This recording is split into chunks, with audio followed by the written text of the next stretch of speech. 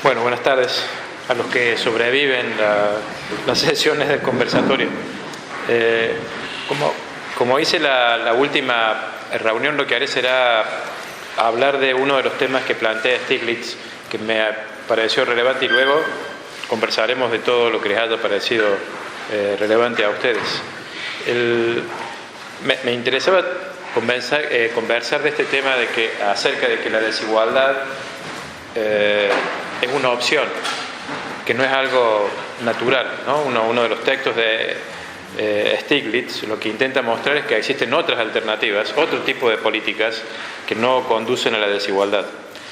El problema es que como hemos nacido y crecido en el seno de un patrón de distribución de la riqueza, el modo en que las instituciones públicas reparten la riqueza forma parte de nuestro entorno vital. Y entonces existe una tendencia a naturalizar lo que está en nuestro entorno. En mi caso, cuando de pequeño nací y viví en un barrio periférico de Córdoba, que en ese momento se lo conocía como Pueblo Colón, eso muestra mi antigüedad, y ahora se lo conoce como Barrio Colón. Asistí a una escuela parroquial donde iban... La escuela estaba siempre en construcción, que era algo usual en las escuelas en ese momento. Estaba en estado constante de construcción y se construyó a fuerza de colectas comunitarias, fiestas barriales. Y a la escuela asistían los niños del barrio y los niños de una villa ubicada cerca del barrio, que es el Chaparral, que lamentablemente casi más de 40 años después la villa sigue existiendo hoy, ¿no? Y es mucho más populosa que cuando nací yo. En mi idea del mundo, y creo que en la idea del mundo en la que todos hemos nacido, había niños pobres y había niños del barrio. O sea, estaban los chicos de la villa y estaban los chicos del barrio. Y recuerdo de niño haberme sentido afortunado de que me hubiese tocado nacer en el barrio y no en la villa, ¿no? Y durante toda mi infancia sentí que debía agradecerle esto a mis padres, ¿no? Que me hubiese tocado nacer con ellos y no con la gente pobre que estaba en la villa. Entonces, en mi estructura, ¿por qué contaba esta historia? Porque en mi estructura del mundo, de niño, y creo que en la que tenemos todos, la pobreza era algo natural, y lo que uno debía agradecer era que no le hubiese tocado. Los pobres eran vistos como algo que estaba allí, y uno era una buena persona si ayudaba a los pobres, y era una mala persona si no tenía ningún tipo de empatía hacia ellos. Pero la mala suerte de que existiesen pobres, las personas con mala suerte, que habían sido tocados por la pobreza, me parecía a mí en ese entonces, y creo que todos hemos pasado por esta experiencia, algo natural e inevitable. Bueno, seguramente también todos hemos tenido la experiencia de que esta imagen del mundo haya ido cambiando, ¿no? Con el paso del tiempo, en mi caso, esta imagen de que hay pobres, y he tenido la suerte de no serlo, fue cambiando. Entre otras cosas, me fui dando cuenta de esto por lo que pasaba con la villa que tenía cerca de mi casa a lo largo de los años, ¿no? Si la pobreza fuese algo natural, uno tendría que esperar que permaneciese inmutable, ¿no? Bueno, la villa está allí como un árbol y allí se quedará, pero no sucedió eso con la villa del Chaparral, sino que durante los años 90 la villa del Chaparral se expandió con nuevas familias que se incorporaron. Y no solo eso, no solo se expandió, sino que sufrió otro cambio, que es que se volvió impenetrable, ¿no? Y así es hoy. Cuando yo era niño, la villa no era impenetrable, las fronteras entre la villa y el barrio estaban abiertas. Hoy la villa es impenetrable y es mucho más populosa que lo que era antes de los años 90. Esto me hizo percibir, y creo que a todos nosotros, que la pobreza que tenía ahí cerca de mi casa, en la villa, no era un fenómeno natural, sino que se movía al ritmo de las políticas que estaban acaeciendo en la Argentina, ¿no? El modo en que se componen las villas, el modo de organizarse que tienen internamente las villas, esto viene determinado, fue cambiado por las decisiones políticas que se adoptaron durante esos años. Y entonces, comencé a desarrollar la idea, y creo que todos la hemos desarrollado también, de que no existen pobres, que la pobreza no es natural, sino que lo que existen son personas empobrecidas. Y creo que haríamos bien en nombrarlos así, porque eso nos haría tomar conciencia de que la pobreza es una creación humana, un producto de las decisiones políticas. Y si habían sido empobrecidos, lo natural era pensar que no había que ayudarlos como si fueran víctimas de una inundación o un desastre natural, sino que lo que había que hacer era intentar reparar el daño que les habíamos causado a través de nuestras políticas. Así que creo que cuando Stiglitz dice que la pobreza es una opción,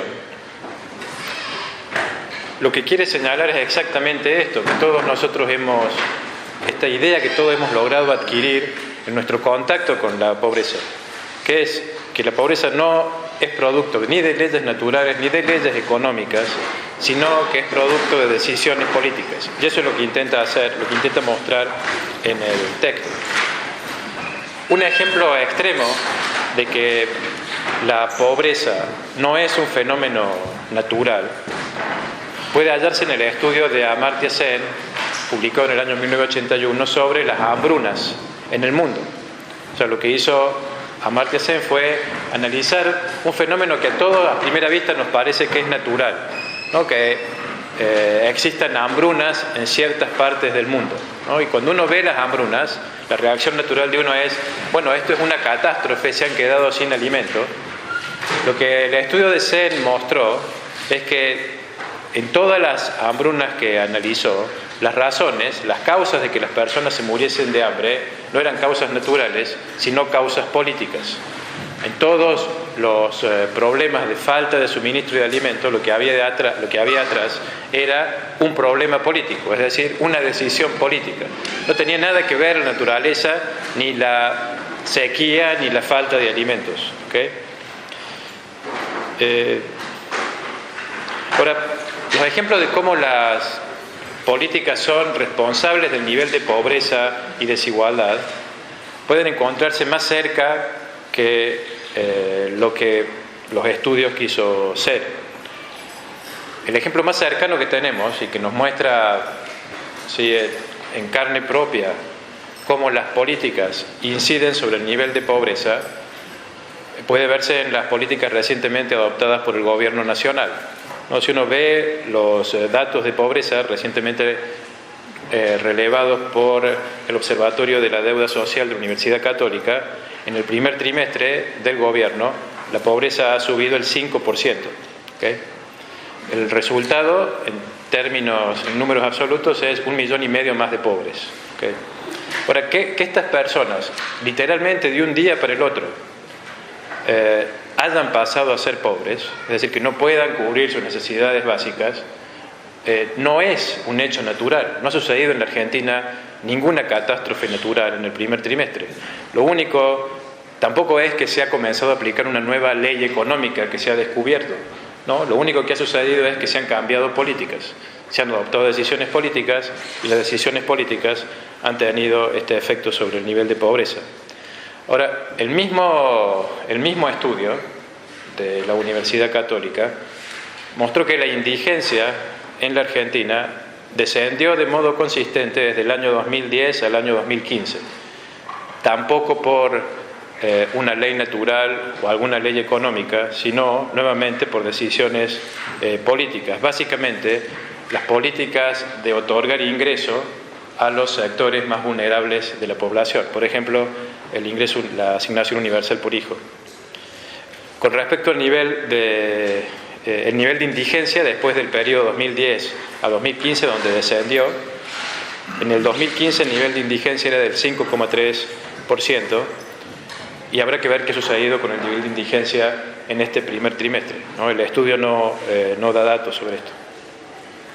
Ahora, uno podría pensar que esto es solamente algo que se da en la Argentina, y por eso quería sumar algunos datos a los que Stiglitz da en relación con Estados Unidos, ¿no? Stiglitz da datos sobre la incidencia de las políticas en la desigualdad en Estados Unidos.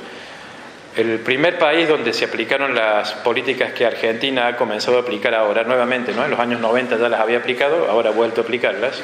El primer país fue el Reino Unido de Gran Bretaña, con el gobierno de Margaret Thatcher. Este es el primer gobierno neoconservador. El gobierno de Reagan luego va a seguir la estela dejada por el gobierno de Margaret Thatcher.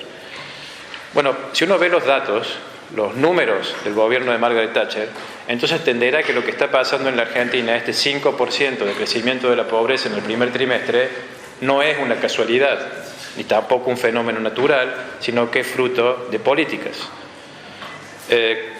Cuando Margaret Thatcher llegó al poder, el desempleo era del 5.3%. Habrá que ver los números de desempleo en la Argentina, seguramente estarán subiendo por lo que se siente. Cuando llegó Margaret Thatcher el desempleo era 5.3. Cuando 2 años después, en 1981, alcanzaba el récord para Gran Bretaña de 11,9%. ¿Okay? Ese es el desempleo más alto que ha tenido Gran Bretaña después de la Gran Depresión. El gasto público, cuando llegó al gobierno, era del 44% y descendió al 39%. Pero no es raro que los descensos en gasto público tengan correlato en aumento de la desigualdad, porque los principales destinatarios del gasto público son las personas de más bajos ingresos. Bueno, la tasa de interés, que es algo también que está sucediendo en la Argentina, llegó a un récord en Inglaterra del 17%. ¿Okay? El gobierno de Margaret Thatcher, como se sabe, enfrentó una alta conflictividad social y entonces lo que hizo fue enfrentar la conflictividad social con las Fuerzas Armadas, ¿no? Con la policía. Hizo una gran inversión de dinero en pertrechar a las fuerzas policiales para que pudiesen enfrentar a la batalla que tenía con los gremios. Uno de los objetivos del gobierno de Margaret Thatcher fue desarticular los gremios, que es lo que se debe hacer si uno quiere, una de las estrategias para desarticular la protesta social, que es la consecuencia lógica de políticas que tienen este impacto sobre la desigualdad. Cuando llegó al poder Margaret Thatcher, 1 de 4 trabajadores ingleses estaba agremiado, y cuando lo dejó en los 90, el número era 1 de cada 7, o sea que los gremios habían perdido masivamente afiliados. Este dato nos interesa porque permite hacer un correlato con el actual gobierno nacional. En el primer año de gobierno de Margaret Thatcher, la pobreza subió un 1%. O sea que Macri lo está haciendo mucho mejor, porque en el primer trimestre subió 5%. ¿Okay? Para el final de su gobierno, de Margaret Thatcher, la pobreza había subido el 9%. ¿Okay? Ahora, ¿qué puede explicar? Déjenme detener aquí un minuto. ¿Qué puede explicar que en un trimestre la pobreza en la Argentina haya subido el 5% y un gobierno de corte de cuño semejante en Inglaterra haya hecho que la política subiese solo el 1%? ¿No? Uno puede pensar, bueno, ¿qué es lo que está aquí detrás? Creo que una posible explicación es la vulnerabilidad de las personas que estaban sobre la línea de la pobreza en la Argentina. ¿Okay? Las políticas sociales del gobierno anterior lograron sacar a las personas de la pobreza, pero la dejaron en una situación completamente vulnerable. Por ejemplo, una persona que pierde su trabajo en la Argentina y que no tiene ningún otro ingreso rápidamente cae debajo de la línea de la pobreza. Ahora, si uno tiene precarización laboral, porque hay un alto número de contratados, la pérdida de trabajo implica rápidamente a alguien más que se suma a los nuevos pobres. Esto es este problema que tenemos, ¿no?, de la vulnerabilidad de las personas que estaban sobre la línea de pobreza. Es algo que también es responsabilidad de las políticas llevadas adelante en los últimos 10 años. O sea que una cosa positiva de esta política es, bueno, sacaron a muchas personas de la línea de pobreza. Una cosa negativa es, sí, la sacaron, pero poniéndonos en una situación de tal vulnerabilidad que ante el menor cambio político rápidamente volvieron a descender. ¿Okay? cosa que no sucedía en Inglaterra cuando llega Margaret Thatcher, y eso explica por qué el aumento de la pobreza allí en el primer año es mucho menor que el que se produce aquí. ¿Okay? Respecto de la desigualdad, el gobierno neoconservador de Margaret Thatcher hizo que ascendiese la desigualdad en Inglaterra como hasta allí no se había visto, con el coeficiente de Gini, ¿no? Que es el que se usa para medir la desigualdad. Si el coeficiente de Gini da 1, eso significa que tenemos la máxima desigualdad posible. Si el coeficiente de Gini da 0, eso significa que tenemos completa igualdad. Entonces, mientras más se acerca 1, el coeficiente, más desigual es la sociedad. Bueno, cuando Margaret Thatcher llegó, el coeficiente en Inglaterra era 0.2 y cuando se fue era 0.1, que a uno le parece que esto es menor, pero si uno tiene en cuenta que lo único que el total de la medida es una sola unidad, estos decimales significan muchísimo aumento de la desigualdad. ¿Por qué me he centrado, por qué me interesaba comenzar con este tema que plantea Stiglitz, que es que la desigualdad es una opción? Porque parte de las políticas neoconservadoras, un elemento de las políticas neoconservadoras es instalar la idea de que lo que está sucediendo es inevitable. Y creo que el primer paso para enfrentar políticas neoconservadoras es demostrar que no, la desigualdad no es inevitable. Stiglitz propone algunos modos de combatir la desigualdad. Si los han leído, los modos de combatir la desigualdad no son para nada sorprendentes, ¿no? Dice cosas tan obvias como hay que cobrar más impuestos a los que tienen más riqueza, y uno piensa, ¿hacía falta ser premio Nobel de Economía para decir esto? Y la respuesta es no, pero si las soluciones son tan simples como que hay que cobrar más impuestos a los que tienen más riqueza, y como se ha acumulado tanto la riqueza en el mundo y en la Argentina, podemos solucionar el problema de la desigualdad cobrándole a ellos, porque ahora tenemos casi toda la riqueza en ellos, que es lo que dice Stiglitz. El punto es, si la solución es tan simple, ¿por qué no se ha hecho? La tentación de uno, cuando le presentan estas soluciones, es algo debe estar mal. Porque salvo que sean genios malignos los que nos gobiernan, ¿por qué no tomarían soluciones tan simples como cobrar a los que más tienen para repartir en los que tienen menos?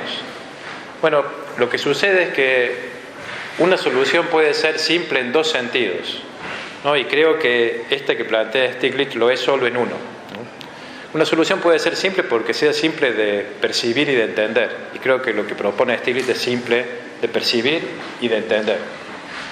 Y puede ser simple porque sea simple también llevarlo a la práctica, y esto es lo que no sucede aquí, ¿no? Es simple de percibir y de entender, pero no es simple de llevarlo a la práctica, para que vean la diferencia. ¿Cómo bajar de peso? Es sumamente simple. Uno tiene que dejar de comer. Es sumamente simple. Uno va ahí y dice, ¿y cómo bajo de peso? Cierre la boca, deje de comer, y el 90% de las personas que no tengan alguna enfermedad bajarán de peso. ¿Y por qué la gente no baja de peso a pesar de que es simple? Porque es sumamente difícil de llevar adelante. Bueno, ¿por qué las soluciones simples para evitar la desigualdad no son llevadas adelante sistemáticamente? Y con esto termino y los escucho. Por algo que hemos hablado la reunión pasada, que es que para acabar con la desigualdad es necesario tener fuerza política. Necesitamos un sistema político que pueda llevar adelante las medidas obvias y simples que dice Stiglitz para acabar con la desigualdad. Pero entonces tenemos un círculo vicioso, porque si la forma de acceder al poder político es a través del poder económico, y el poder económico los tienen los que se benefician de la desigualdad, entonces no hay ninguna posibilidad política sencilla de acabar con la desigualdad. Creo que ese es el problema en que nos encontramos. La única salida al problema de la desigualdad es construir poder político. Y en una democracia, la única forma de construir poder político es convencer a los demás. No queda otra alternativa. Si uno no dispone de aparatos masivos, de medios masivos para convencer, lo que queda es hacer lo que estamos haciendo, esta especie de evangelización democrática, que es intentar convencer uno a uno, de dos en dos, de cuatro en cuatro, acerca de lo que está sucediendo y lo simple que es solucionar. ¿Okay? Bueno, lo que me interesaba contarles de Stiglitz era esto. Veamos qué les ha interesado a ustedes.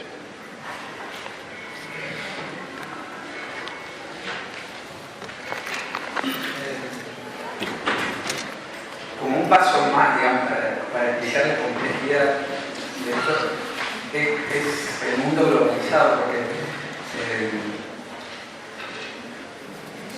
si se tratase solamente, o él da una posible solución, ¿no? La aplicación de impuestos.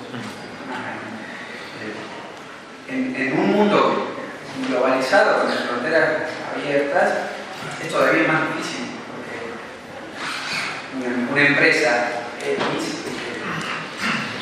se va del país donde se aplican impuestos, se va a trabajar a otro, y así todo puede seguir brindando servicios en aquel país donde, por poner un ejemplo, las empresas tecnológicas.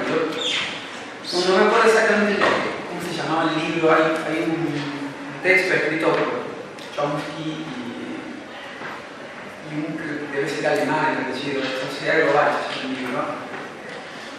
Y ahí ponen un ejemplo muy claro, y no un ejemplo muy claro con un país tercermundista, un país periférico, etc. El ejemplo se daba en Suecia y la empresa era, me parece, Ericsson.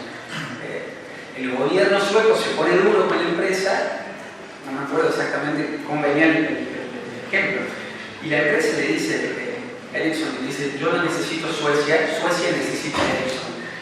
Entonces consigue que el gobierno sueco afloje en sus medidas, yo no me acuerdo si era cobrar impuestos o no, pero vale el ejemplo para aplicarlo analógicamente,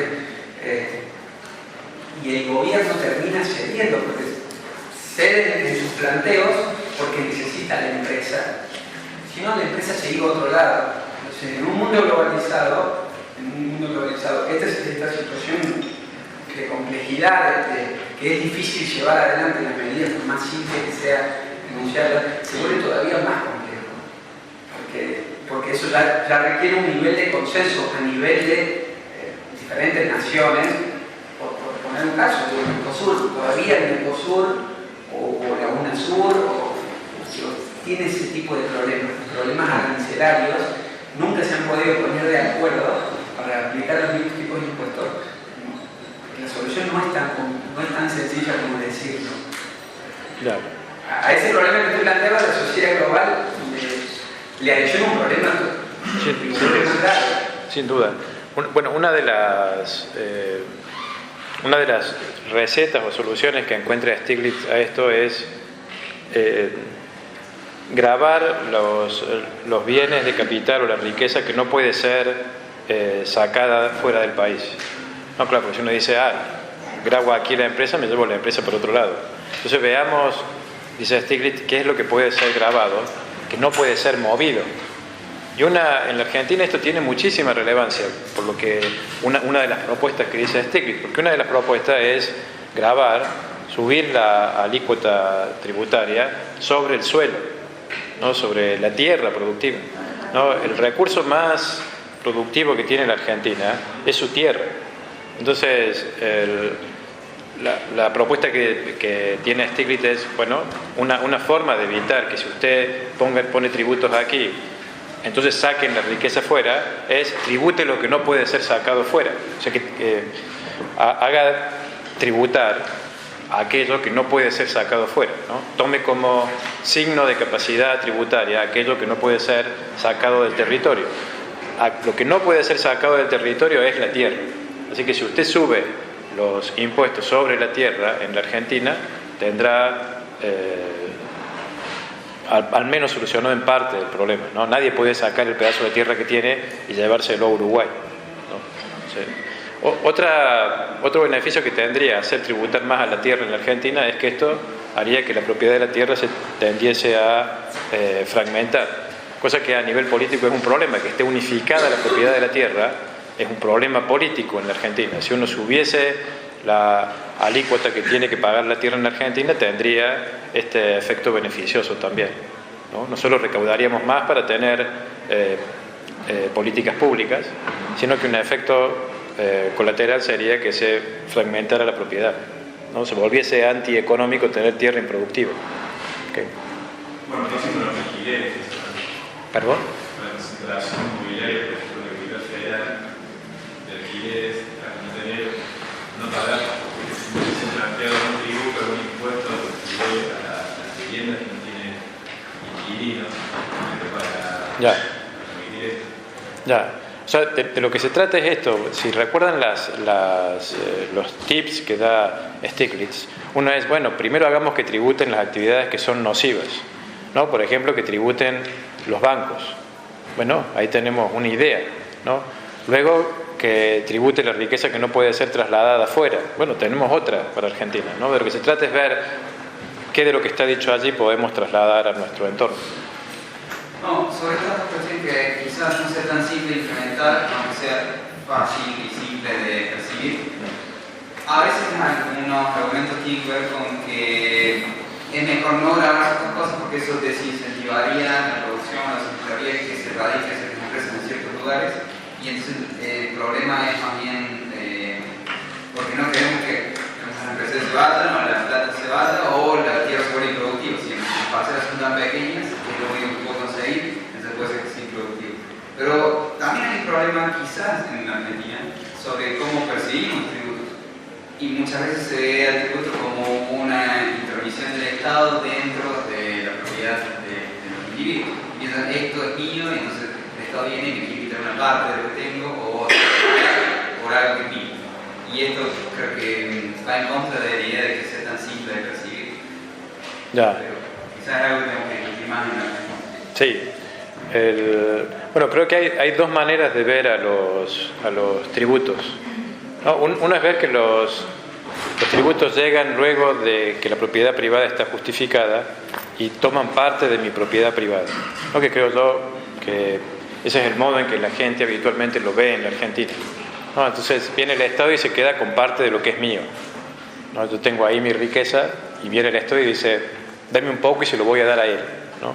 Y la primera reacción es, ¿y por qué van a hacer con mi riqueza algo que yo no quiero que hagan? Si yo soy el dueño, yo soy libre de hacer con ella lo que quiera. ¿Por qué el Estado se tiene que venir a entrometer? Bueno, creo que es necesario revisar esta idea, esta forma de ver los tributos. Si uno se pone a pensar un poco lo que está detrás es una idea bastante extraña de propiedad privada, porque la pregunta sería, ¿y por qué razón los otros permiten que yo tenga la propiedad privada sobre la tierra, por ejemplo? ¿No? ¿Por qué? ¿Por qué el Estado argentino, y que no es otra cosa que el resto de los ciudadanos argentinos, me permiten tener la propiedad sobre una porción desproporcionada de tierra, dado que hay algunos que no tienen nada? Y la única respuesta plausible a eso, por lo menos la única que nos trata a todos como iguales, es una que dice, me permiten tener la tierra porque eso me beneficia no solo a mí, sino que también lo beneficia al que no tiene la tierra. Por eso me permiten tener a mi tierra y a él no, porque que yo la tenga lo beneficia a él. Pero bueno, el modo más natural de hacer que lo que yo tenga lo beneficie a él es que con parte de lo que yo produzco se costeen políticas estatales de las cuales otros se benefician. Y para esto hace falta tributos. O sea que no es que la propiedad privada se justifica antes que de los tributos, sino que la propiedad privada se justifica por los tributos. Si no existiesen tributos, nada justificaría que existiese una distribución desigual de la propiedad privada. Entonces, creo que, como señalaba, tal vez es difícil de convencer a los argentinos de que la solución está en que el Estado recaude y gaste, porque todos tenemos esta concepción que técnicamente se denomina libertaria de la propiedad privada y de los tributos, ¿no? Todos pensamos que cada vez que el Estado nos hace pagar impuestos se está quedando con algo nuestro, y en realidad es al revés. Cada vez que yo evado impuestos me quedo con algo de los demás. No es que cuando el Estado me cobre impuestos se queda con algo que es mío. Cuando yo no los pago, me quedo con algo que es de los demás, ¿no? Durante el gobierno anterior se escuchaba un argumento para las personas que evadían, que era, yo no voy a pagar impuestos porque se los roban, ¿no? Era un argumento escuchado y repetido hasta el cansancio. Y la pregunta es, ¿y qué diferencia hay entre que se los robe usted, que eso es lo que hace si no los paga, o que se los robe otro? Un argumento extraño para robar porque otros roban, ¿no? O sea, si el punto sería, para ponerlo de modo gráfico, si el 90% de los, supongamos, si el 90% de lo que yo tributo se roba y el 10% va a gasto público, es mejor eso que no tributar y quedarme yo con el 100%, porque entonces ahora soy un ladrón mucho más perfecto que el que estoy acusando. Así que la idea de los tributos, la idea de cómo funcionan los tributos, creo que es, como decía Cristian, una de las razones por las cuales es complejo en nuestro país enfrentar el problema de las políticas públicas. Una de las cosas que a mí me parece que en esto de la propiedad privada, saquémonos en las ventas. Todo aquel, y me incluyo en muchas ocasiones, que haga una compra, así sea de un caramelo, el ticket que no me entregan, yo estoy pagando el impuesto, pero el comerciante lo esté valiendo, porque seguramente va a declarar menos de lo que yo pagué. Y así lo vemos en todo. Nosotros no tenemos la cultura de pedir tickets, facturas por todo aquello que compramos, ya sea un kilo de naranja, o un par de zapatos, o sea, la compra diaria. Y en eso se va mucho. Nosotros pagamos el 21% de IVA. Y no pedimos factura. No tenemos esa costumbre. Y si la pedimos, el comerciante nos mira como diciendo, ¿qué pasa? Ya. Entonces, si todos pagáramos eso, nada más, pidiéramos factura comprobante de esas compras diarias y cotidianas, yo estoy segura que habría muchísimas, sería una forma, ¿no?, de mayor recaudación. Y no me estaría preguntando si el impuesto que pago por cigarrillo, ¿quién se lo roba? Y no, porque fumo, tengo el vicio, lo alimento, pago, pero tampoco pido el ticket. No sé si hay claro. Sería, tenemos que hacerlo costumbre. Sí. Siempre yo suelo comparar este tema del pago de impuestos, de la obligación que tenemos nosotros como ciudadanos, como argentinos, que en Estados Unidos, Al Capone, con todos los beneficios que hizo con su vida y su plata, no fue preso porque era contrabandista, porque mandaba matar. Fue preso por evasión de impuestos. Nada más y nada menos. Entonces, eso tendría que ser, digamos, la ley primera del país de recabar IVA. Así como nos controlan ganancias a través de la FIT y no nos escapamos, porque no hay forma de escaparse. Así tendríamos que ser como comprar un cigarrillo, un kilo de papa, un alfajor, y habría plata. Y nadie se estaría preguntando a dónde va mi plata, porque la compra es obligatoria. Ok, un problema es la evasión, ¿no? Ese es un problema. Lo otro problema es cómo está el carácter progresivo de los tributos, ¿no? En la Argentina el que más gana más paga, esa es una regla que se cumple, pero una pregunta que deberíamos hacernos es si son lo suficientemente progresivos los tributos. Por ejemplo, los tributos a la riqueza en Argentina. La charla pasada les graficaba con una metáfora en alturas cómo eran las diferencias de riqueza en la Argentina. Imagínense lo progresivo que tendrían que ser los tributos en la Argentina para que representaran esa diferencia de riqueza. Las escalas tributarias de las personas que más ganan, claro, estamos acostumbrados a ver las escalas tributarias creyendo que nosotros estamos cerca de las personas que más ganan, ¿no? Entonces decimos, y más o menos hay progresividad. Me comparo yo con el que está arriba en el escalón y digo, y sí, hay progresividad. Sí, pero para que haya progresividad y que tenga incidencia sobre la desigualdad, es necesario que la progresividad esté en relación con la diferencia de riqueza que existe entre mi caso y Bulgeroni, ¿no? Porque si el rico de Argentina, el rico común de Argentina, paga lo mismo que Bulgeroni, no tenemos un sistema tributario progresivo.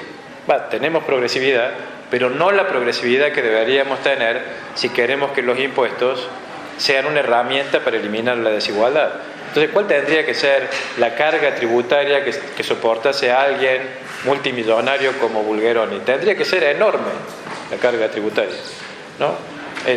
Esta idea de que más allá de un punto los tributos se vuelven confiscatorios, creo que era el 33%, creo que eso dice la Corte, más allá del 33% los tributos se vuelven confiscatorios, es una idea que no tiene ningún sentido.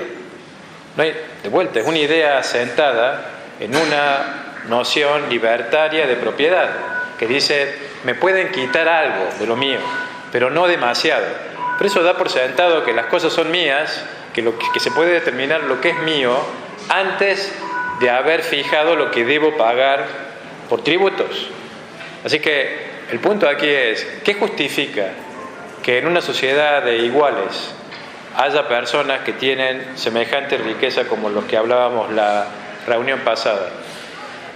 La respuesta es, no lo justifica nada a esto, así que el Estado tendría que estar trabajando sobre este tipo de desigualdad. La alícuota allí tendría que ser enorme para eliminar la desigualdad, la desproporción de riqueza que hay. Y entonces tendríamos problemas de financiamiento del Estado, seguramente tendríamos menos problemas que el que tenemos hoy. Para evitar tanto crear un sistema progresivo de impuestos como para evitar la evasión, también tenemos que plantearnos dónde va la carga tributaria, porque si se dice generalmente que la gran mayoría de los trabajadores en relación de dependencia trabajan en pequeñas y medianas empresas, las cuales tienen una enorme carga tributaria si estas no evadieron absolutamente nada. Lo cual, y ese pequeño y mediano productor, comerciante, lo que sea, trabaja igual que el empleado, generalmente, también llega adelante su negocio, y tienen el riesgo empresarial. Entonces creo que hay que replantear y reactivar la producción de pequeña y mediana empresa, la carga tributaria que se le concede a esa pequeña y mediana empresa, que son las grandes productores de trabajo. Ya. Seguro, le pongo otro. Además hay un foco de evasión, que la carga tributaria ser tanta, el pequeño y mediano empresario decide evadir, más de que su conducta sea reprochable o no. Hay un dato de la realidad con cualquier generación. Lo que dice Stiglitz y lo que está ausente en Estados Unidos y está ausente en la Argentina es la utilización de los tributos como una herramienta para disminuir la desigualdad. Eso es lo que no tenemos. O sea, los tributos tienen una doble función, ¿no? Una función es recaudar para solventar gastos. Entonces uno puede ahora decir, bueno, ¿cuál sería el modo más eficiente de recaudar para solventar los gastos que tiene el Estado? Y puede ser que la carga tributaria que están soportando las pymes sea excesiva, ¿no? Y entonces sea contraproducente, porque terminamos destruyendo la fuente de riqueza que debería pagar los tributos. Pero otro problema, que es el que presenta Stiglitz, es que los tributos también pueden ser utilizados con otra finalidad, que es, tenemos una enorme brecha de desigualdad, y ahora podemos utilizar los tributos para achicar la brecha.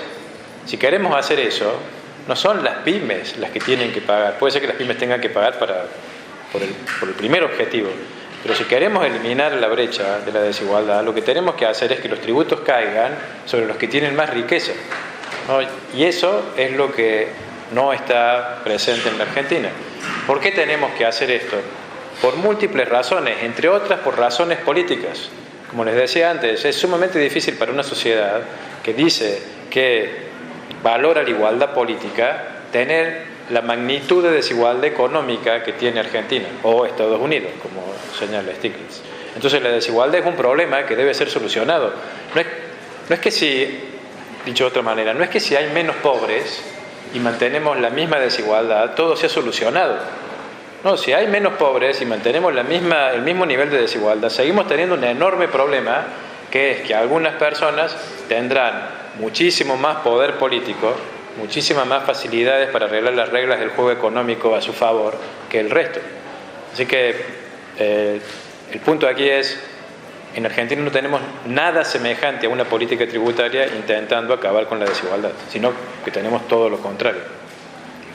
Sí, a mí me parece que el problema central de esta discusión, digamos, es algo que nombrás vos, que es la combinación de fuerzas para disputar los intereses corporativos que defienden esa redistribución de la riqueza, que es desigual.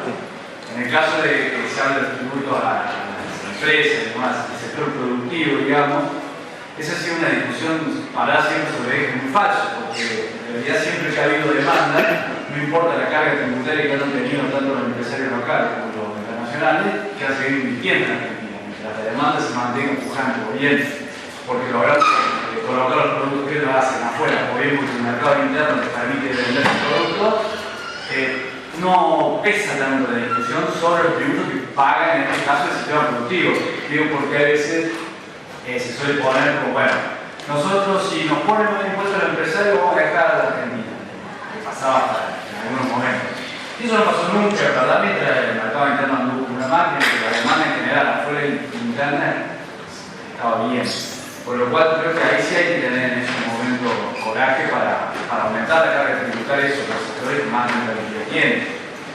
El tema, por eso digo que el tema es que decía vos de la correlación de fuerza, porque un ejemplo muy claro lo tenemos con las aplicaciones agrarias, un intento en ese camino, que para mí hubiera sido un impuesto que hubiera sido progresivo, de verdad, porque no es, ahora es otro el precio de las materias primas a nivel internacional, de la soja, pero en ese momento estábamos a precio récord. De hecho, las retenciones móviles tenían todo un sistema progresivo final del proyecto final. Muchos de los productores agropecuarios hoy se hubieran quedado con una parte muy grande de ganancias porque establecía que cuando subía el precio de la soja a nivel internacional, subían las retenciones. Cuando bajaba el precio internacional como ahora, las retenciones bajaban.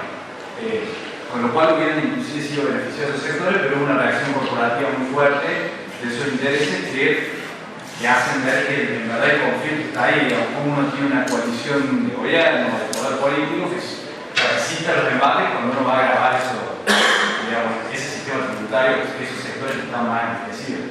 Otro ejemplo fue en Ecuador hace poco, Correa intenta grabar con un impuesto a la herencia, que es algo que trabaja Piketty, por ejemplo, que lo vamos a ver acá, que impuesto a la riqueza o a la herencia y demás, era solamente un aumento de 1%, un 1,5%, casi la hacen golpe de Estado. Bueno, entonces para mí la discusión, hay veces hay que evitar caer en discusiones falaces, digamos.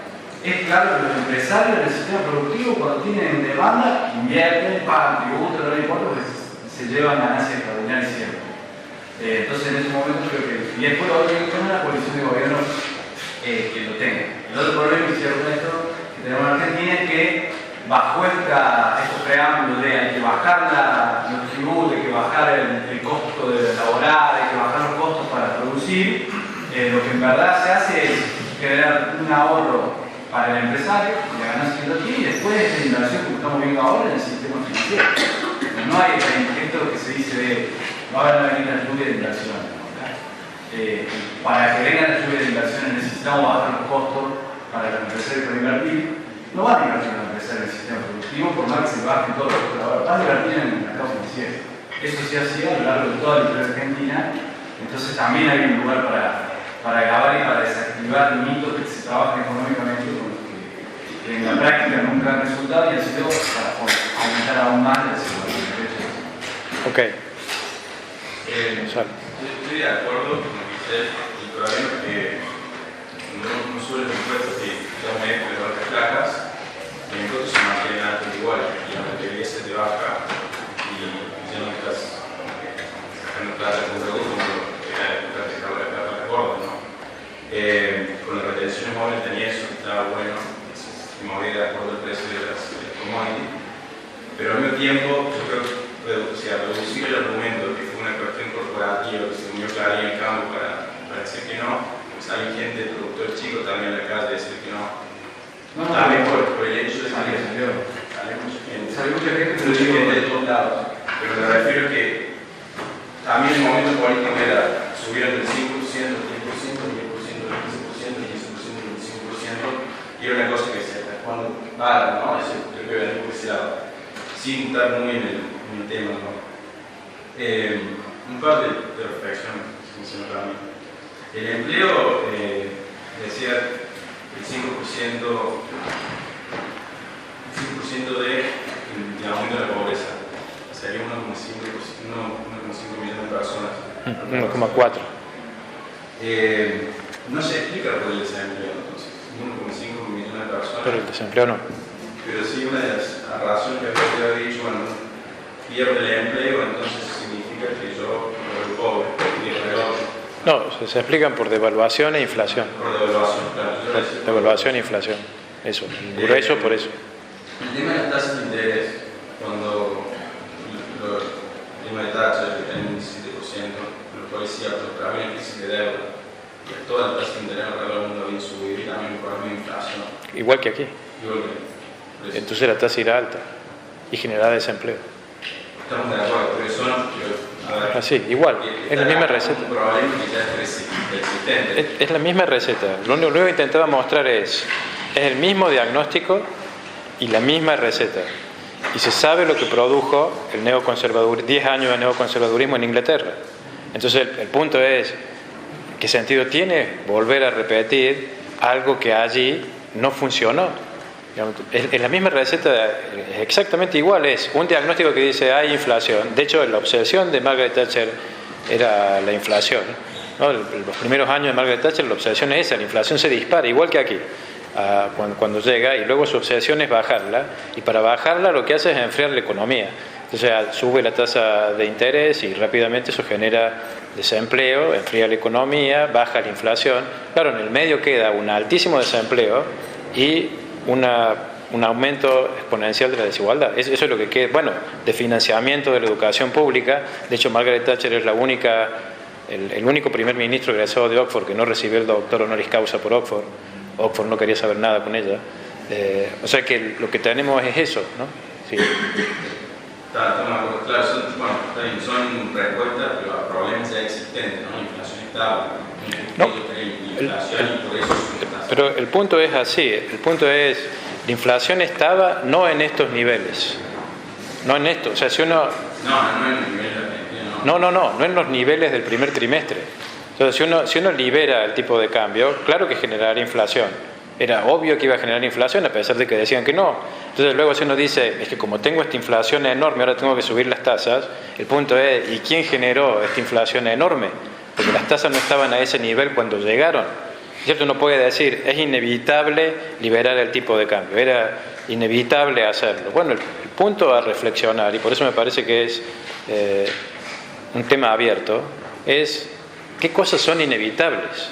O sea, lo que es necesario reflexionar en Argentina es qué es lo inevitable, porque tenemos todo un discurso de lo inevitable que, por ejemplo, la crisis argentina se viene presagiando desde hace por lo menos 2 años. ¿No? Es inevitable, era inevitable, pero se volvió inevitable cuando hubo cambio de gobierno político. Entonces, lo que creo que es necesario pensar es hasta dónde llega la política y hasta dónde llega la economía. Porque el discurso del economista es inevitable. Pero son todos los cambios electorales, si te fijas, en los años electorales siempre se congeló el tipo de cambio y siempre se incrementó el gasto público. Por una cuestión electoral, al año siguiente que asume Cristina, un mandato con un 4% creo que gana. Lo primero que hace es hacer una restricción en el dólar. Y quiso hacer no sé si se acuerdan, quiso subir los impuestos, no los impuestos sino los servicios, y salió todo el mundo latino porque decía, no, acá no. Y entonces dijo, pero la idea era hacer eso, se pactó en el Club Paraíso. O sea, se hicieron todas estas cosas que de alguna manera se tenían que hacer, pero que el gobierno anterior decidió no hacerlo, pero en algún momento se tenían que hacer. Pero eso es lo que hay que discutir. La voluntad, no la decisión, pero la voluntad de querer hacerlo en algún momento de una manera u otra. Eso es lo que hay que discutir. Y me parece que esa es la discusión que le tenemos que dar. Eso de inevitable, yo no creo que nada puede ser inevitable, porque es un momento que el tema de la convertibilidad, bueno, de la Rúa, o sea, se fue electo con la bandera de la convertibilidad, yo iba a mantener un peso, $1, y eso explotó, en algún momento explotó, ya sea por la convertibilidad, por la crisis de deuda, explotó. Entonces tenemos que esperar que explote para decir, sí, no es inevitable. ¿Pero por qué? ¿Por qué debería haber? El punto es... Explotamos una vez, digamos, no es que no dicen inevitable. Hay escucho allí y ya vuelvo ahí. Diga. No, que me parece que yo coincido con el planteo que hace Stiglitz en ese sentido, que hacen creer que es la única forma en algún momento. Subir la tasa del 40% inédito en Argentina, uno no, la verdad que no, pero sí alrededor del 30 y demás, pero no el 38%. Eso tiene que ser, pero sí quiero aportar esto, no, sin estar en total desacuerdo con lo que decís vos, pero sí cuando uno pone las tasas de interés, por ejemplo, para el sector de las pymes, sabe que automáticamente matar ese sector, porque el 38% es para alguien que tiene un flujo de fondos muy alto, digamos, para hacer inversiones y demás. A las pymes ese crédito le está costando 45% y 50% de retorno por año. Entonces, para un pequeño productor, para lo que mantiene activo el empleo en este caso, o quienes mayores fuentes laborales le dan, hicieron un esfuerzo fiscal enorme, o termina cerrando, se hacen cargo de los dueños, y no pasa con todo lo que Lo que digo es que a mí me parece que no había ningún indicador en este caso diferente. Lo de Thatcher es muy claro en ese sentido. A mí el ministro del Tesoro de Thatcher cambió el paradigma en su momento a lo que eran las viejas recetas neoclásicas o clásicas de la economía, donde siempre, a pesar de que era una búsqueda liberal, la mano invisible del mercado, la búsqueda del empleo. Siempre. Después podemos discutir si lo lograban o no. Eso te digo. El monetarismo, que es la corriente que agarra Thatcher, pasa a ser, tiene que cerrar los números, no importa cómo, con más gente adentro, con menos gente adentro, eso no importa. Eso te decía el secretario del Tesoro de Thatcher, tenía ese claro concepto, digamos, no importa cómo, no importa con cuánta gente desempleada, con cuánta gente del nivel de bolsa, lo importante es que nosotros tengamos déficit cero y no tengamos inflación. No importa todo eso. Yo veo que acá hay algo parecido, porque no hay indicadores que digan que aquí va a explotar algo. Después podemos discutir si tienen eso todo bien o todo mal, pero los indicadores objetivos, que inclusive el mismo modelo actual presenta el Estados Unidos para traer inversiones, dicen que teníamos 5,9 de desempleo, que teníamos la menor relación de deuda PBI de todos los países del mundo, se tenía solo un 13% en dólares, que es un nivel muy bajo, teníamos un sistema para inversiones y el sistema productivo bastante desarrollado, en todo caso para mí de inversiones sí seguiríamos con un sistema que dependía tanto de la empresa extranjera y no de más de la industria nacional. Bueno, otro debate. Pero no había ningún indicador que indicara que la bomba iba a estallar. Sí, después uno podía corregir sobre algunas tarifas, sobre algunas iniquidades en el reparto federal, por ejemplo, las tarifas de luz, gas, de transporte. Pero eso es lo que yo dije cuando dice, era la única salvación. Ningún indicador indicaba eso. No, una cosa ya escucho allí. Los gobiernos neoconservadores siempre comienzan con una crisis, ¿no? Eso es lo que hay que debatir, ¿no? En todos lados se presentan como herederos de una pesada herencia, ¿no? Como una crisis que van a venir a ordenar. Los resultados del orden siempre son los mismos: aumento de la desigualdad y aumento del desempleo. Ese es el resultado en Thatcher. Lo que hay que ver es si ese será el resultado aquí.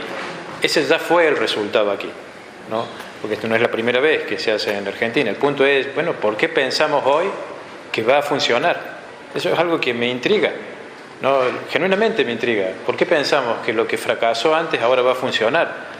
Y buscándole alguna respuesta yo no se la encuentro, pero si alguien viene con esta es una pregunta genuina, no es... Iba a decir algo muy parecido, que en general quienes vienen a transmitir un mensaje sobre política de austeridad suelen construir su relato en base a una crisis, que puede ser en algunos casos real, en otros casos alguien dijo por ahí fabricada, y es así, lo estamos viendo ahora, lo vimos antes, etc. Pero la particularidad que estamos viviendo hoy acá en Argentina es que no hace mucho tiempo, yo veo que acá la mayoría debemos bordear los 30 años, algunos un poco más, creo, pero en general lo que estamos acá no debemos haber visto una crisis como la del 2001, la del 90. Digo, ni antes, o haberla visto no vi algo que se agarrara de la inflación, pero era un niño. No me imagino un país peor que el 2001 y 2002. Sin embargo, las políticas que vinieron inmediatamente después no fueron políticas de austeridad. Digo, y se salió de la crisis. Bien, mal, En algún momento se le llamó infierno, después purgatorio, etc. Tengo algunos recuerdos de Kirchner dando discursos en ese sentido. Digo, se salió de esa etapa y no se salió. Digo, eso fue una crisis de verdad. No se salió con políticas de austeridad. Y lo vimos hace muy poco. Por eso a mí me resulta extraño la defensa de la. Lo dije en el primer día acá, que lo que había que discutir era el mensaje de la inimitabilidad. Porque en realidad no pasó hace tanto que se salió de una crisis sin política de ajuste. Me parece que no es que tenemos que hacer memoria de. Bienvenidos los datos de Margaret Thatcher, mi compañero hasta marcó corriente de la corriente monetarista, etc. Bienvenidos sean, pero acá tuvimos hace, ¿cuánto? ¿2003? 13 años. Todo lo que estamos acá tenemos memoria de eso. Vimos salir de una crisis con políticas que fueron diferentes. Entonces ya no se trata solamente si discuto si lo de ahora era una crisis que ameritaba esta medida o no. Quiero decir, aún si hubiese sido crisis, aún si los indicadores hubiesen sido de que acá algo iba a estallar, no necesariamente eran estas medidas. No necesariamente eran estas medidas. Me parece que eran evitables estas medidas. Que han hecho que los indicadores de pobreza, etcétera, hayan aumentado de forma. Ok, me transformaré en un moderador, que esa era la idea del conversatorio. Digo, no se los verá en el video, eso será raro, será como que estoy loco hablando con gente. Sí, a mí me interroga mucho eso también, por eso en el seminario para ver si tenemos un poco de economía, de eso. Me interroga mucho, yo creo que tiene que ver con todo discurso tiene un reverso, ¿no? O algo que vuelve de alguna manera. Y hubo algo que sucedió, me parece que. Bueno, nosotros somos un país que estamos muy fascinados por el dólar, siempre una sensación que fue así, siempre muy. Hay países de Latinoamérica, no. Creo que tiene que ver con una cuestión también, es una construcción simbólica de lo cultural muy liberal.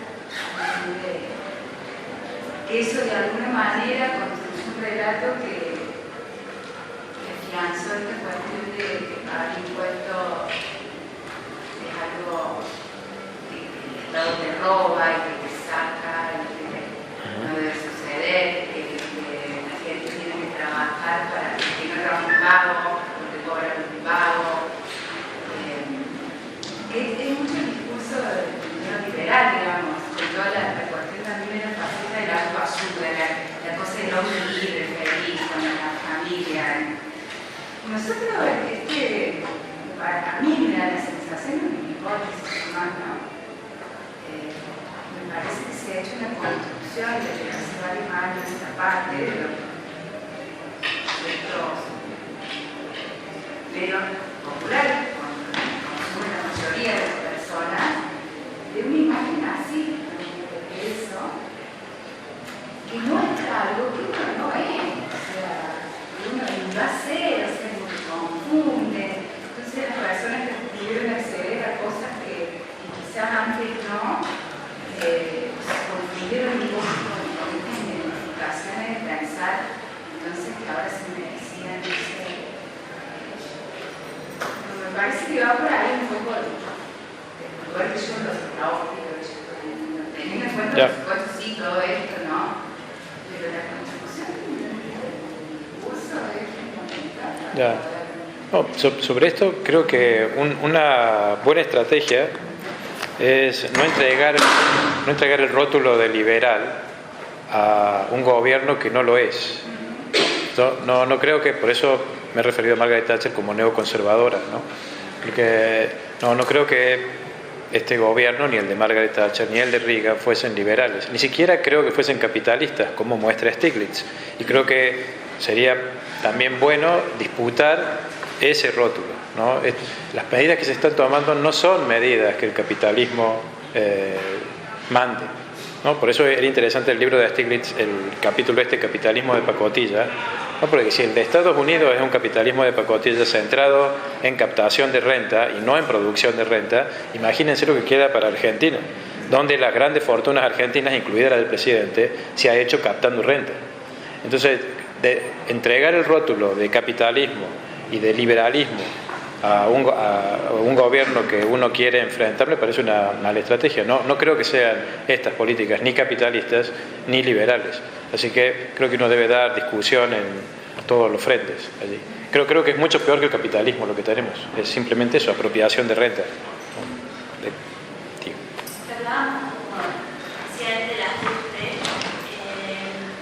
Bajo el argumento de la herencia recibida, que hoy tenemos todos que... Pero si yo me pongo a pensar en la ajuste a quién llegó, yo creo que llegó a la parte de la sociedad más vulnerable, a los trabajadores. Porque si vamos al caso, una de las primeras medidas que tomó este gobierno fue sacar las pensiones a las corporaciones, donde sabemos que es un sector que fue muy beneficiado en los últimos años, sigue siendo beneficiado y es uno también de los sectores que más evade impuestos.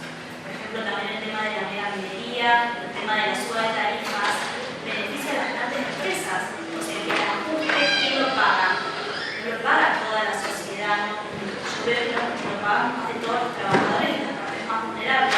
Por eso no dejan de ser cuestiones, como decía al principio, cuestiones políticas, decisiones políticas de qué rumbo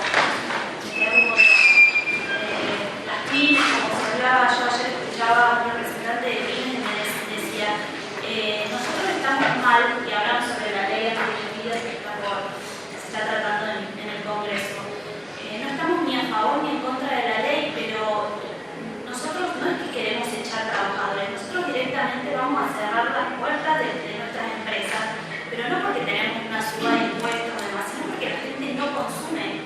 Era un poquito lo que decía el compañero Chacá, que decía, no se trata de que nosotros vamos a echar a los trabajadores y vamos a cerrar nuestras puertas, porque hace 3 meses que se paró el consumo, que la gente ya no compra, no vemos eso lo vemos todos lados, entonces vemos que el ajuste no es para todos iguales.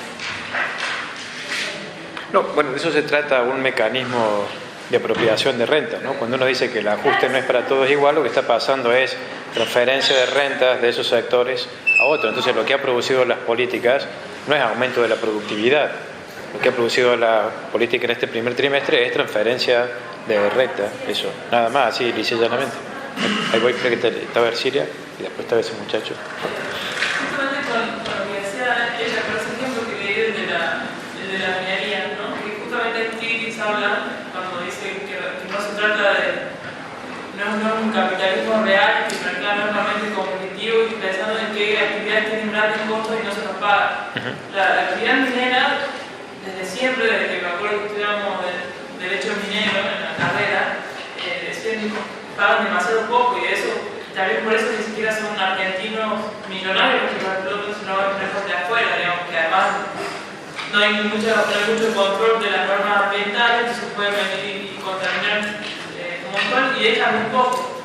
Y eso fue una de las medidas que en el medio de tantas medidas juntas pasó como que tuvo crítica y no se siguió profundizando tanto por la actividad minera, que de grandes costos no se nos paga y ahora encima también sacaron las retenciones mineras. Eso es como una decisión implicable, digamos. Y creo que era una de las que uno debería apuntar o exigir algún tipo de cambio y de control. Ahí, tanto eso como la tierra, ahí tendría que haber altas tasas de impuestos. De hecho, desde antes ya era un problema, porque era irrisorio lo que pagaban y encima los pocos pagaban no lo pagaban. Ya. Todo lo que se paga en lo que es inmobiliario rural es los impuestos que tienen la tierra son muy bajos. Que quizás son casos que no nos vean tan de cerca, pero la gente que vive cerca de esos lugares en Jujuy, había unos casos que estaban viendo de llegar a la corte por la cantidad de gente con cáncer, ¿no? Y eso, en Catamarca lo mismo, que quizás no es lo que uno le toca en lo cotidiano, pero son costes importantes. Muchacho. No, yo me quería preguntar, no lo entendemos como un capitalismo, cual el padre fue Adam Smith y demás, basado en la productividad, en la eliminación, en la producción, y contraponerlo con el comunismo, que vamos a tener una cosmovisión, un revestimiento ideológico, que en sus extremos es esa utopía de ambos pueda terminar en una distopía. Pero también hubo otros experimentos socialistas y capitalistas que tuvieron sus frutos, ¿no? Positivos.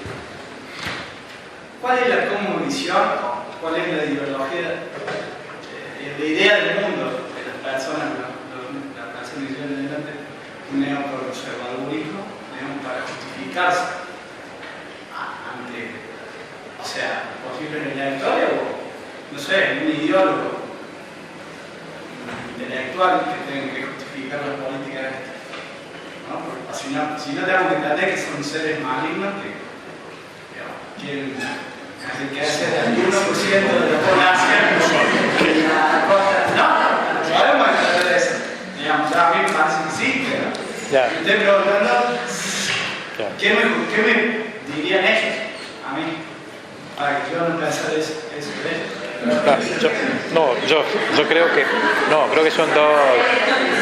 Uno puede responder a la pregunta en dar dos respuestas diferentes a la pregunta, ¿no? Una primera respuesta es lo que ellos dicen para justificarse, ¿no? Entonces ahí el discurso es el discurso neoliberal o libertario, ¿no? Que es, bueno, esto es todo esto es fruto de la libertad. Deje que el libre juego del mercado, entonces rebaje impuestos, abra las exportaciones, primero será medio quite subsidios, ¿no? Primero habrá un gran cimbronazo, pero luego todo se acomodará y el mercado comenzará a funcionar. ¿Okay? Eso sería. Y lo que está pasando ahora es que estamos pagando el precio de tener un mercado sano, ¿no? Estaba enfermo antes con una serie de distorsiones y ahora estamos quitando las distorsiones y luego empezará el mercado sano. ¿Okay?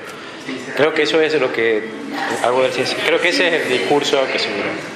Ahora, no creo que sea eso lo que esté pasando, no creo que sea eso, en parte no creo que sea eso por lo que hablábamos la reunión pasada, que es que tenemos un sistema político que está puesto al servicio de los que más tienen. Entonces, tenemos un problema político, ¿no? Tenemos, uno dice, ¿y qué ideología justifica esto? Bueno, tenemos un problema político que es, primero, que los seres humanos si pueden aprovecharse, se aprovecharán. No, claro, no somos santos, ¿okay? Y tenemos un sistema político que permite que se aprovechen. Y entonces lo que tenemos es aprovechamiento. Entonces uno dice, bueno, ¿es tan simple como eso? Creo que sí. Creo que es tan simple como esto. Si usted no tiene reglas políticas que eviten que unos se aprovechen de otros, eso es lo que pasará. Y en Argentina sistemáticamente ha habido transferencia de rentas de los sectores populares a los sectores que hoy están enriquecidos. Entonces, no creo que la explicación sea mucho más sofisticada que esta, como no creo que la solución sea mucho más sofisticada, ¿no? Tenemos un problema de desigualdad incidiendo sobre el sistema político que alimenta la desigualdad, justificada en base al discurso de la libertad. Y creo que lo que es necesario hacer es disputar el discurso de la libertad. O sea, no es concederle el discurso de la libertad y el capitalismo, es decir, aún con criterios capitalistas y liberales, esto está injustificado, ¿no? Stiglitz dice, en un mercado de competencia perfecta, la rentabilidad tiende a disminuir y a desaparecer. Bueno, tenemos una prueba evidente de que nuestro mercado no es un mercado de competencia perfecta. Las rentabilidades de ciertos sectores son enormes. Entonces, desde un punto de vista capitalista, se lo puede criticar. No es necesario irse al socialismo para criticarlo, y por eso es interesante el texto de Stiglitz, sino que es desde el paradigma que usted dice defender, esto es criticable, ¿no? Usted no está haciendo lo que dice que está haciendo. Quería responderme los detalles. ¿A mí? Sí. Ok. Yo soy un tema optimista. Dígame. Ok. No me quiere nada. Un poco más optimista. Un poco más optimista con Thatcher. Te digo, las condiciones creo que son un poco distintas. Por un lado, el tema del empleo, Thatcher, un buen amigo y un conservador que nosotros hizo muchas privatizaciones. El tema de la cuestión gremial, mucha gente de los gremios, claro. Muy parecido a lo que hizo Menem acá, que acá en cuanto a privatización, ¿no? Por eso pasó del 6-7% de Alfonsina, casi 17% en un año. Y después el tema de tasas de interés, en los 80 era mucho más alto de lo que son ahora, entonces mucho más barato. Por ese lado, pedir créditos por infraestructura, que si una New Deal de Roosevelt, que supuestamente lo que hizo funcionar la economía nueva a partir de la crisis del 30. Esto último no lo he entendido, dígame de vuelta. Supuestamente, si uno pide 3 préstamos y se dedican no a gastos corrientes o operativos, sino a infraestructura, construir caminos, escuelas, hospitales, claro. Bueno, eso emplea gente y a la vez efecto dominó. Apalancamiento. Claro. Sí, producir apalancamiento y poder. Así es la riqueza Macri. Ok, a ver, sigue. Y entonces, diga. Diga. Y entonces. La idea supuestamente, ¿no? Entonces, que es por la razón por la cual muchos gobernadores apoyan el tema del contrato, porque ellos pueden endeudar y a su vez empezar a invertir en infraestructura. Sí, pero me perdí. Lo más probable es que con los créditos que hubo aquí, si los pagas, sobre toda la gente, no sé. Es como que si vos das un crédito para pagar un alquiler y no para hacer una casa. Eso es lo que me parece que va a terminar. Filosóficamente, yo creo que la idea de ellos es que en vez de depender tanto del empleo público, que se depende más bien del empleo privado, que sean los mismos privados que empleen gente en vez del Estado, ¿no? Por eso tanta gente que el Estado se echaron. Y por responder un poco, no estoy de acuerdo que en la anterior crisis que tuvimos, el kirchnerismo tuvo una gran mochila, porque realmente lo que tuvo que hacer de evaluación, que pasó el plan de jefe y demás, fue dual, y se comió 2 años después del bolón que se llamó fue dual. Yo no le quito rédito a la defensa de crisis, me parece un buen gobierno, pero no tenía la economía estancada, no tenía los precios internacionales de forma estancada, o sea, me parece que eran distintas las condiciones económicas, ¿no? y externas. Okay. Pero entonces lo de Thatcher era, el optimismo de Thatcher era que... La privatización, el tema del empleo no va a incidir tanto, digamos. ¿Cree que no va a haber aumento del desempleo en la Argentina? No al nivel del doble, ¿no? Si hay recesión, déjeme simplemente hacer espero que esto no se cumpla, pero si hay si hay alta tasa de interés y eso genera recesión, habrá desempleo. Bien, pero eso es a corto plazo. Yo sé que no se van a mantener acá 5 años. Eso a corto plazo para restringir la acción monetaria. Me resisto. Entiendo el discurso de que habrá un futuro.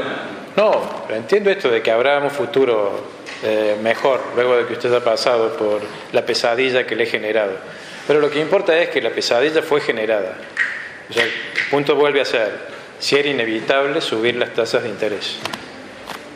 Para mí no era inevitable, eso es una decisión política.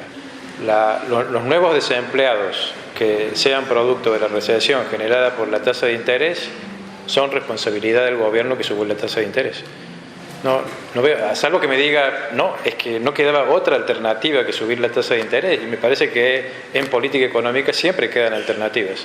De hecho, lo que venía sucediendo era otra alternativa, por eso no había desempleo.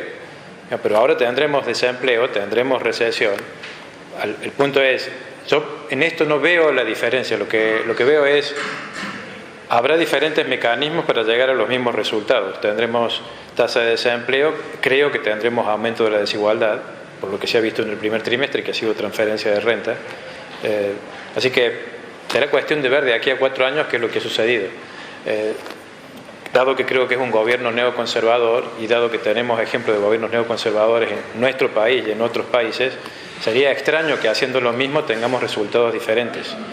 Pero puede ser, como decía antes, una sorpresa para mí es por qué hemos decidido hacer lo mismo. Y me dicen que es inevitable, pero me lo decían también antes. Cuando lo hicimos antes me decían que era inevitable. Así que de vuelta, espero que su optimismo tenga razón. Eso sí quedaba... Digo. No, un par de reflexiones, inclusive con la hora que es. Yo creo que de alguna forma estoy esperando que llegue, que estén a nuestro seminario, porque bueno, ya en el capítulo, la opinión, como tal lo tomo, ¿no?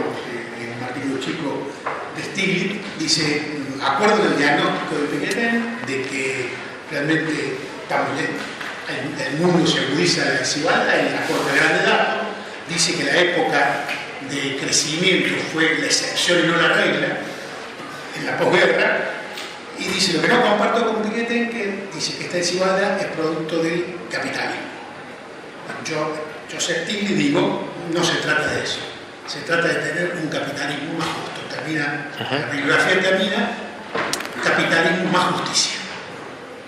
Una reflexión que creo que es válida hacer, hasta qué punto, de todas formas, me parece progresivo la idea de Stiglitz de decir estar en contra de la desigualdad y aporta datos tanto del nivel de desigualdad como con épocas de la desigualdad de menor. En segundo lugar, otra reflexión es que a veces los argentinos tenemos tendencia a pensar que somos un país casi único o distinto, y en realidad cuando uno lee que en Estados Unidos pasa esto de la pobreza, aparte de que estamos tan dedicados a los medios, hay que empezar a denunciar uno. Entonces que un premio Nobel se lo traiga salido a la mesa de su casa, datos sobre la desigualdad, la pobreza, el estancamiento de 40 años de los salarios de los adultos americanos, etc. Y dice, y esto no solamente pasa acá, pasa en la vieja Europa, está pasando en las democracias más igualitarias del norte de Europa. Entonces digo esto, ¿hasta qué punto esta tendencia a la concentración de la riqueza es solamente una decisión política, que lo es, pero inclusive que está por debajo del más o menos las dos intervenciones que hice en la otra clase? Esto es una reflexión que la dejo picando. Una. Para nada es para resolver. La otra es que yo de alguna forma comparto con él en este punto. El punto de que hay un trabajo sucio que hace Duhalde, que creo que el gran elemento que sirve, pero de vuelta los argentinos tenemos idea clara, memoria muy corta, que es de que la inflación la producen los aumentos de salario. En ese momento hubo una gran inflación de un 40 y pico % en un primer periodo, con salarios congelados en la época. Entonces, evidentemente, que ahí también hubo una gran transferencia de recursos. Es decir, entonces, la crisis uno lo ubica en la semana o los 10 días que tuvimos 5 presidentes. Es cierto, ahí cae el gobierno anterior y viene un bolonquí grande. Y bueno, y también, nuevamente, en el primer estadio de la crisis, se descarga sobre los que tenemos recursos fijos, salarios y jubilaciones. Tercera cosa, esto es lo último, habría mucho para decir. Yo a alguien que me dice pobreza cero, que no le creo, porque no la hay en el mundo, pero yo digo, para ver la inevitabilidad, le digo, está bien, vos tenés dos restricciones, no nos vamos a poner de acuerdo cuánto es la pobreza, porque si le creemos a la UNCA, que ahora 30 y pico, hay que estar de acuerdo que era 28 cuando se fue Cristina, y algunos dicen que no es cierto. Pero más allá de esto, digo, en la medida que haya un solo despido, o cada 1% que aumente los precios no sea compensado en el salario, vamos a estar aumentando la pobreza. Por lo tanto, vos haces lo que quieras, comillas. Pero la restricción que te pongo para que cumpla tu promesa es: no generes un despido ni una pérdida de poder adquisitivo. A partir de ahí pensa, o sea, esa puerta fácil que descarga la crisis sobre los de abajo, sobre los que menos tienen, los que tienen ingresos fijos, te la cierra. A partir, entonces creo que esto quitaría la inevitabilidad. A tal punto que la Thatcher se hizo famosa por Stina, que es "there is not alternative". O sea, durante años terminaba su discurso diciendo que yo sé que es doloroso, pero esta es la única alternativa.